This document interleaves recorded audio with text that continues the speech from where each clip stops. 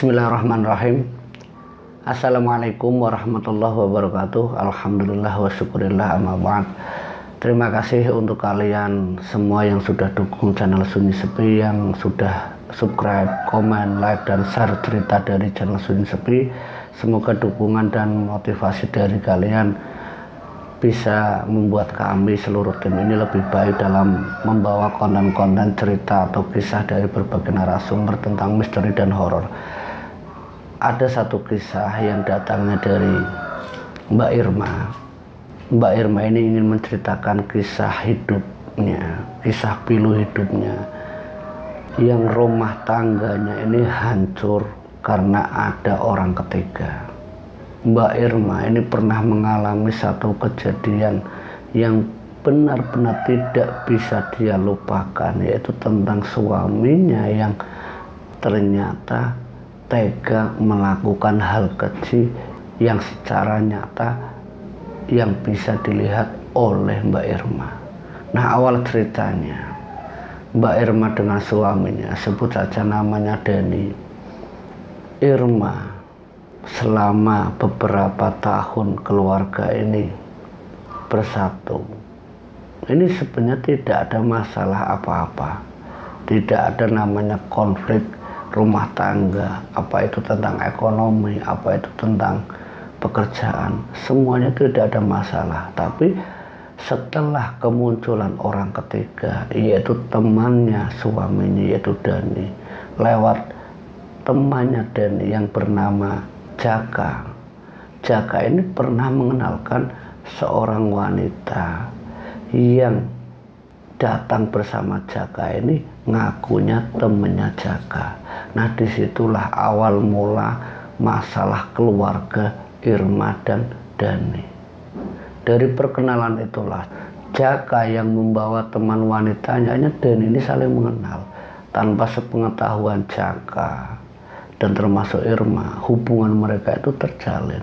Nah, satu waktu setelah mungkin hampir setengah tahun, kebongkar kalau suaminya ternyata selingkuh dengan temannya Jaka, yaitu wanita tadi. Lebih jelasnya sebut saja namanya Lala. Nah, Lala ini adalah wanita yang ternyata sebagai pelakor atau masalah yang muncul, yang membuat keluarganya Irma sama Dani ini kacau dan berantakan. Setelah kedok itu terbongkar lewat Jaka, Jaka memberitahu ke Irma kalau suaminya yaitu Dani ini selingkuh dengan Lala. Nah, Irma yang tidak terima kelakuan suaminya yang selingkuh dengan Lala langsung memarah-marahi, yang membuat Dani ini semakin emosi. Nah, emosinya Dani ini yang membuat Irma ini waktu itu langsung ditempeleng sama suaminya Dani. Ditempeleng sampai dia itu jatuh. Nah, waktu itu ada tetangga yang mendengar keributan keduanya ini datang dan melerai. Tapi pertengkaran itu tidak berhenti di situ saja.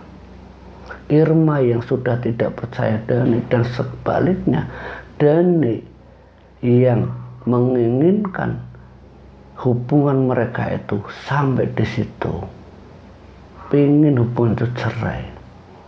Tapi Irma demi anak-anaknya, Irma berusaha agar Dani ini tetap menjadi ayah untuk kedua anaknya. Keinginan Irma ini selalu ditolak oleh Dani, karena waktu itu Dani memang sudah kepencut dengan Lala. Ini yang membuat Irma itu semakin sakit hati, dan pernah setengah tahun semenjak pertengkaran itu Dani ini menghilang, tidak pernah menafkahi Irma dan anak-anaknya.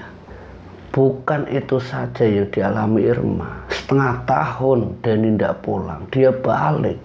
Baliknya ini bukannya menafkahi Irma sama anak-anaknya, tapi mengancam Irma agar dia itu tidak lagi mengharapkan dirinya. Kalau dia masih ngejar-ngejar Irma, suaminya tidak akan tanggung-tanggung melakukan sandat terhadap Irma. Waktu itu Irma ini tidak peduli, dia menginginkan agar anak-anaknya tetap bersama Dani. Irma yang bersikukuh tidak mau diceraikan, tidak mau menerima kenyataan kalau Dani sudah dengan wanita lain. Irma tetap berusaha, bahkan pernah sesekali Irma ini melabrak wanita yang bernama Lala lewat di Antarjaka, tapi hasilnya nihil. Tapi semenjak Irma ngelabrak Lala yang di Antarjaka, kejadian sandat itu benar-benar dialami Irma. Irma harus merasa kesakitan di sebagian tubuhnya, yaitu tepatnya di kaki yang kanan. Setiap kali langkah kakinya hendak ke tempat Dani atau ke tempat Lala, tidak bisa kemana-mana. Itu dirasakan oleh Irma. Pokoknya setiap kali dia ingin melihat suaminya, ingin mendatangi suami yang tujuannya untuk meminta tanggung jawab untuk anak-anaknya, langkah itu selalu terhenti. Rasa sakit, nyeri benar-benar dirasakan yang membuat Irma itu selalu membatalkan niatnya. Itu awal Irma itu kena sandat. Tapi waktu itu Irma ini belum tahu. Dia ya dirasakan biasa-biasa saja karena bekerja ya biasa, tidak ada pengaruhnya. Pengaruhnya itu kalau dia ingin mendatangi Lala ataupun mendatangi Dani. Lala berusaha menanyakan ke beberapa teman-temannya. Nah, teman-temannya menyarankan agar apa yang dirasakan Irma ini coba ditanyakan ke orang pintar atau ke ustadz atau ke kiai. Waktu itu Irma menanyakan ke salah satu kiai sesepuh di tempat Irma tinggal, kalau di kakinya memang ada sesuatu yang ganjil, sesuatu yang bersifat gaib. Irma sempat disembuhkan sama kiai setempat, tapi butuh waktu itu kurang lebihnya itu hampir 10 hari. Irma diterapi selama 7 hari sama kiai itu, ya dibasuh dengan berbagai macam ramuan sampai akhirnya Irma itu benar-benar bisa sembuh. Setiap hari itu pokoknya Pak Kiai itu menyarankan Irma untuk melakukan di rumahnya sendiri. Setelah dia itu bisa berjalan, setelah dia itu bisa merasakan bagaimana kakinya ini ringan, dia langsung menuju ke tempat Lala. Sudah 1 tahun lamanya suaminya sudah tidak pulang. Sudah setahun lamanya dia tidak menafkahi anak-anaknya. Waktu itu Lala memang sengaja ingin menuntut agar Dani itu menceraikannya. Karena untuk apa laki-laki seperti itu? Irma datang menemui suaminya yang saat itu sedang ada Lala. Di sana dia melihat Lala ini sedang menggendong bayi yang masih sangat kecil, yang baru berumur beberapa hari. Dan ternyata itu adalah anak dari Dani. Sakit, lebih sakit Irma.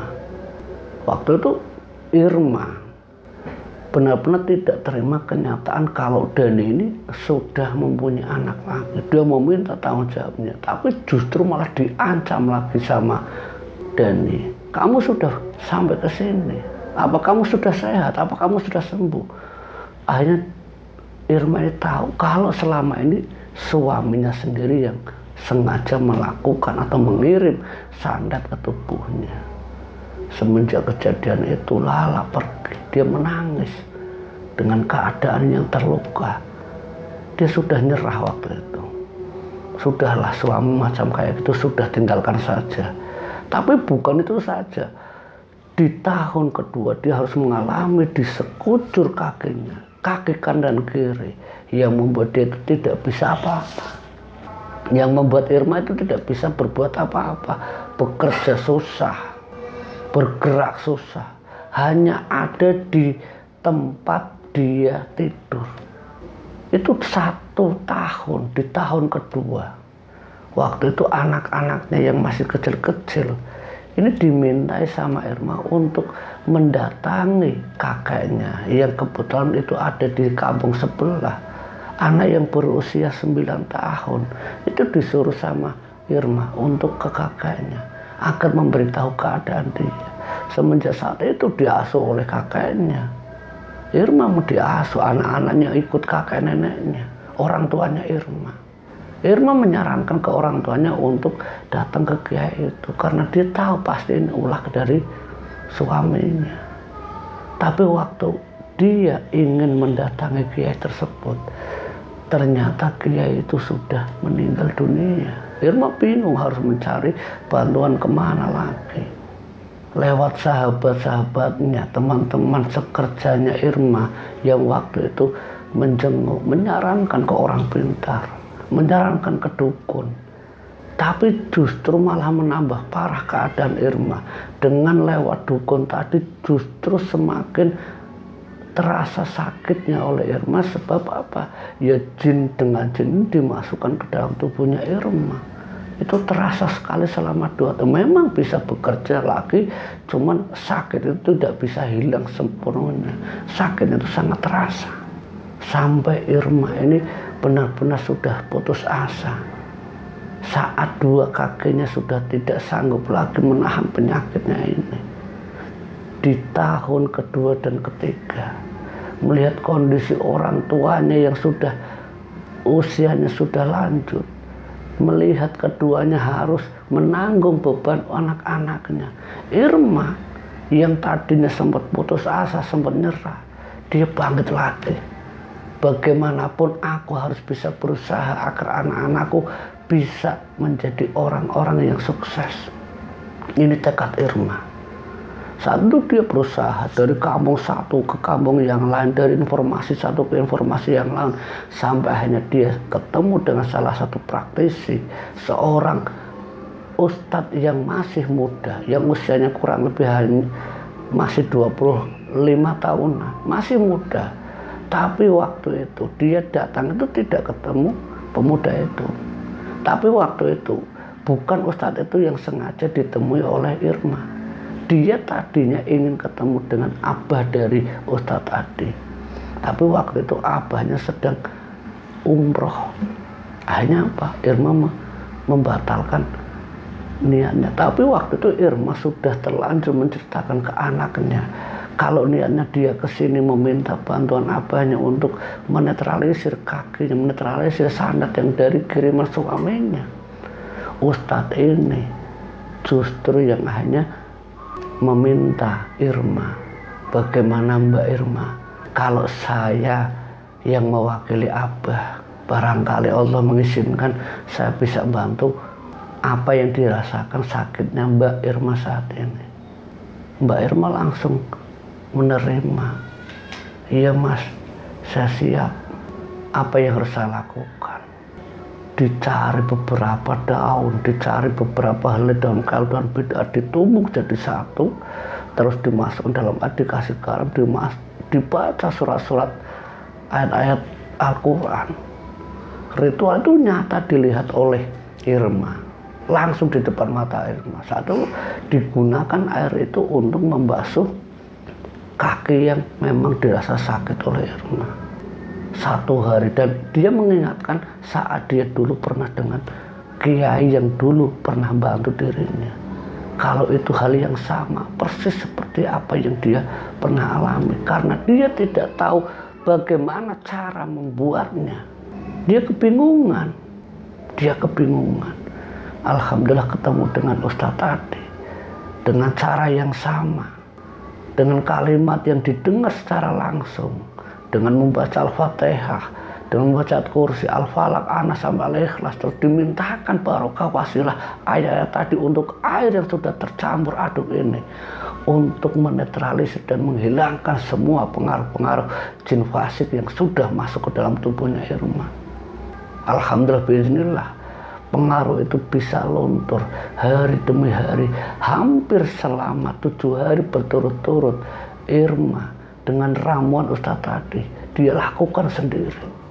Setelah seminggu dia rasakan nikmat kaki yang sudah ringan, dia balik lagi ke ustadz itu menanyakan bagaimana caranya agar saya tidak diganggu lagi dan keluarga saya agar tidak diganggu lagi oleh orang-orang yang sengaja ingin mengganggu keluarga kami dengan cara mengirim santet.